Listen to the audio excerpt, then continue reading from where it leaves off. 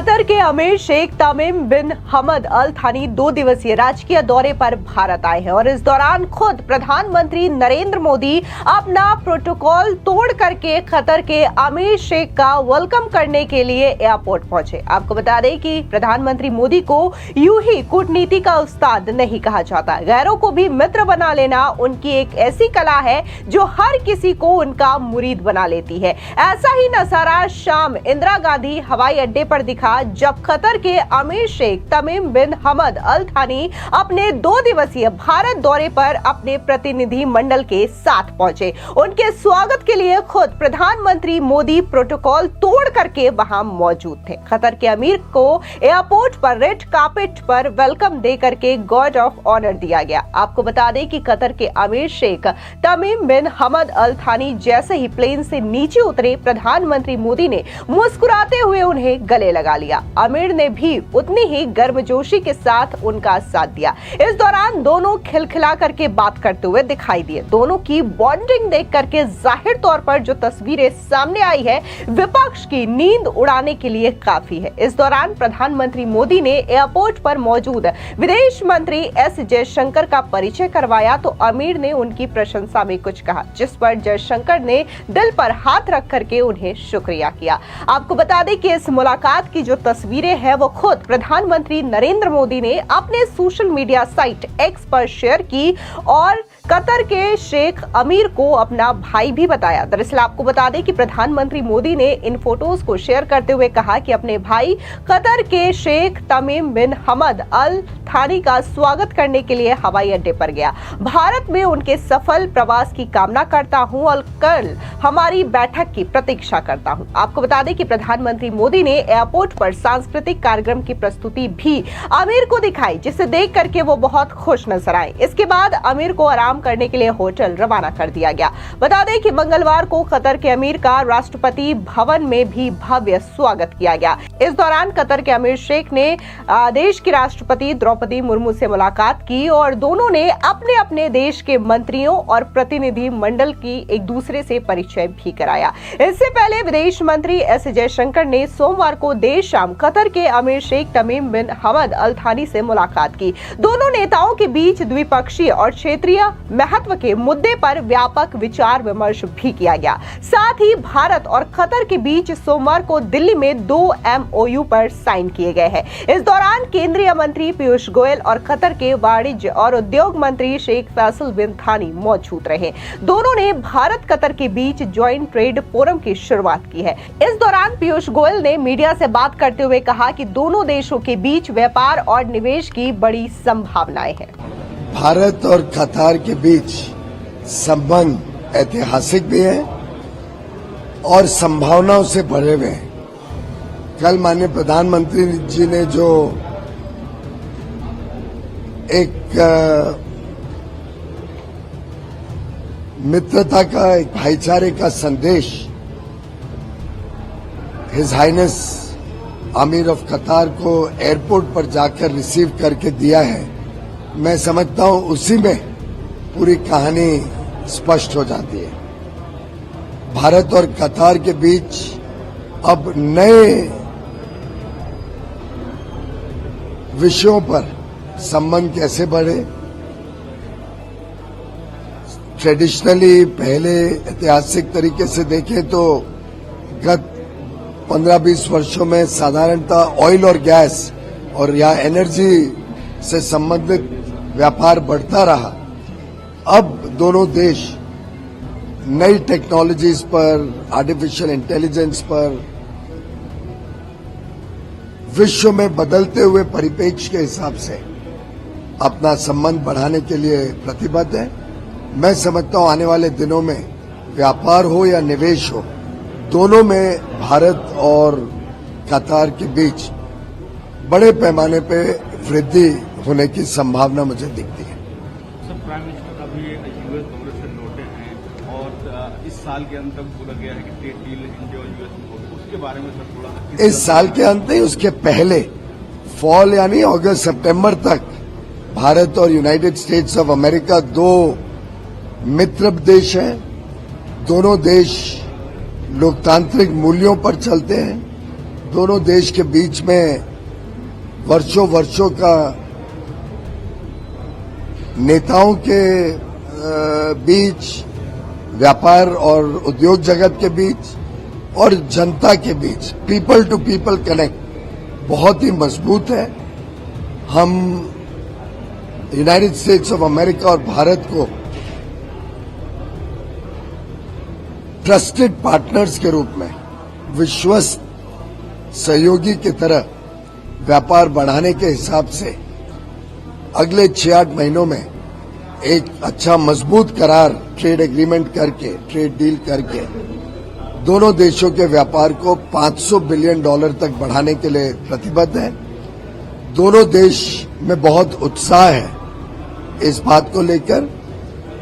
मैं गत 3-4 दिनों में अलग अलग मौके पे मिला हूं अपने उद्योग जगत के लोगों के साथ, अलग अलग सेक्टर्स के साथ। दोनों को बहुत उत्साह है क्योंकि अमेरिका और भारत बड़े नेचुरल पार्टनर्स हैं।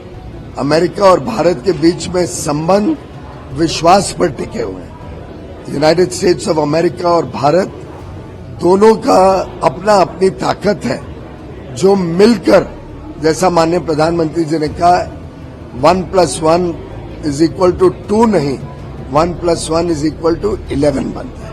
बहुत बहुत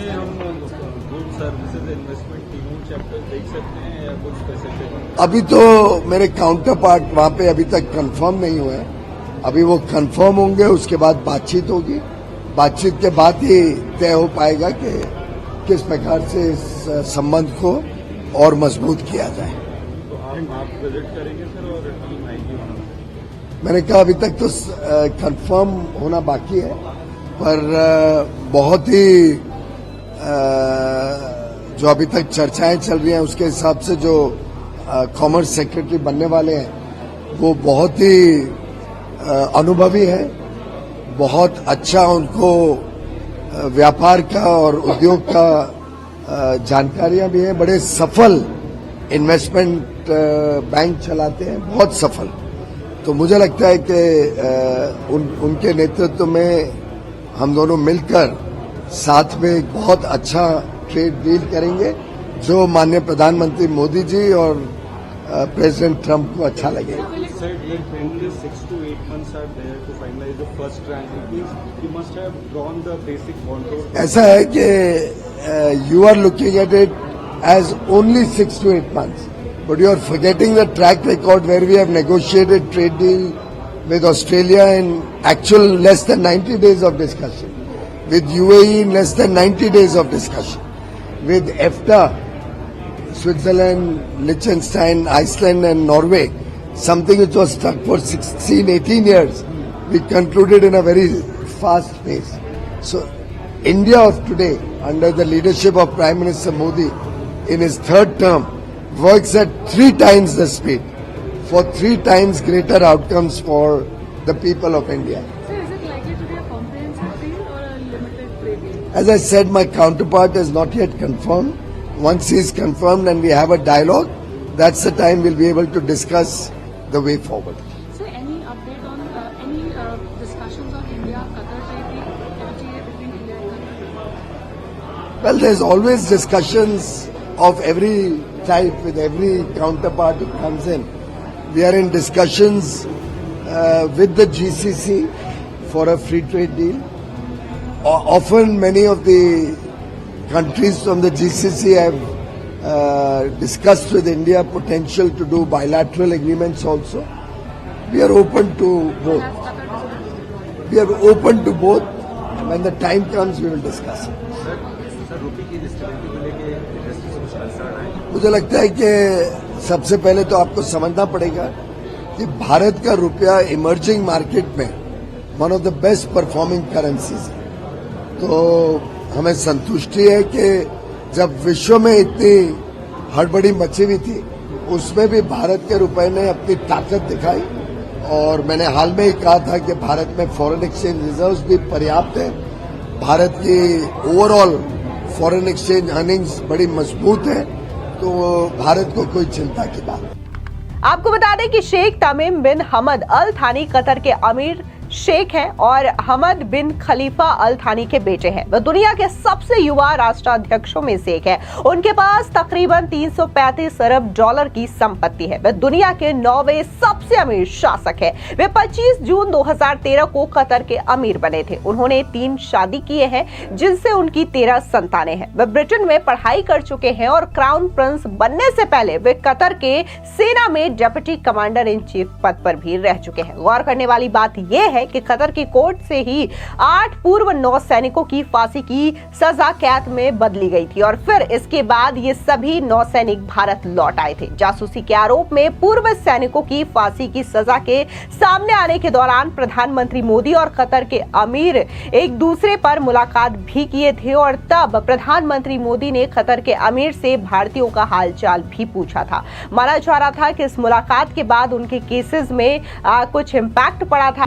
It's a great pleasure to be here today during His Highness Sheikh Tamim bin Hamad, the Emir of State of Qatar visit to India.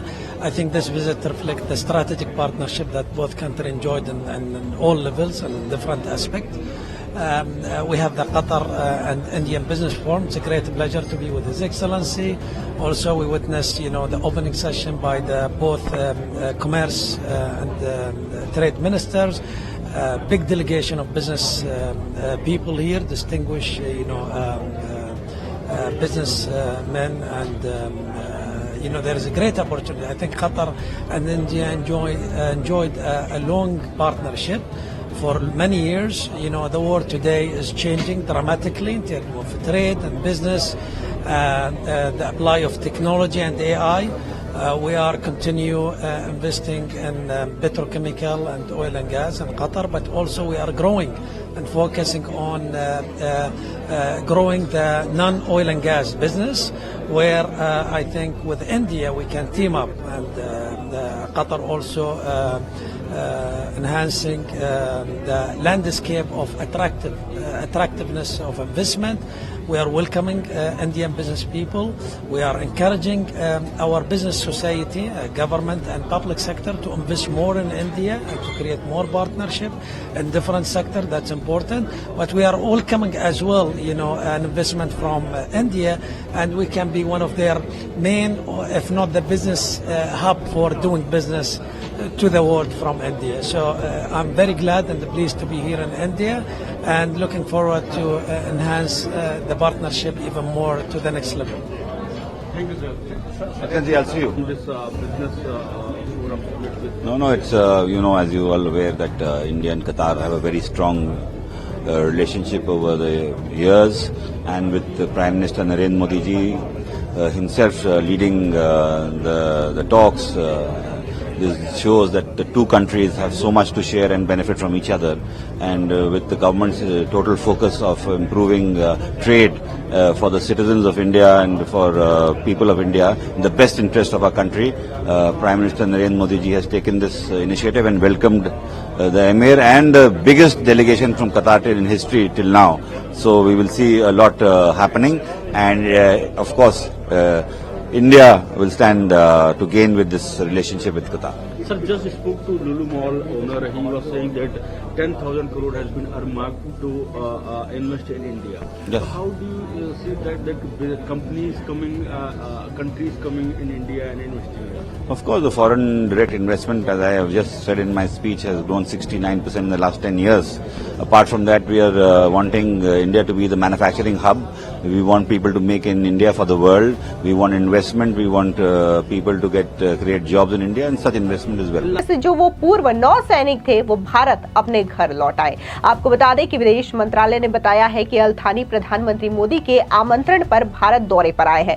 Qatar के अमीर की भारत की ये दूसरी यात्रा है। इससे पहले वो मार्च 2015 में भी भारत आ चुके हैं। भारत और कतर के बीच मैत्री, विश्वास और पारस्परिक सम्मान पर आधारित गहरे ऐतिहासिक संबंध है। दोनों देशों के बीच हाल के वर्षों में व्यापार, निवेश, ऊर्जा, प्रौद्योगिकी, संस्कृति समेत विभिन्न क्षेत्रों में संबंध लगातार मजबूत हुए हैं। और अगर हम कतर की बात करें करें तो कतर भारत का सबसे पुराना दोस्त भी है। ऐसे में अगर हम हालिया जो दुनिया की स्थिति है उस पर नजर डालें तो अमेरिका में नए ट्रंप एक बार फिर से राष्ट्रपति बने हैं और ट्रंप के राष्ट्रपति बनने के बाद पूरी दुनिया में जो स्थिति है वो लगातार उतार चढ़ाव की है और ऐसे में ट्रंप कब क्या फैसला ले इसको भी लेकर के सभी की निगाहें टिकी हुई है, जिसकी वजह से भारत अपने जो रिश्ते हैं वो तमाम देशों से लगातार मजबूत बना रहा है और कतर को भी भारत से रिश्ते मजबूत बनाने की आवश्यकता भी है, जिसकी वजह से इस मुलाकात को काफी ज्यादा अहम माना जा रहा है। और सबसे ज्यादा जो चर्चा है वो प्रधानमंत्री खुद कतर के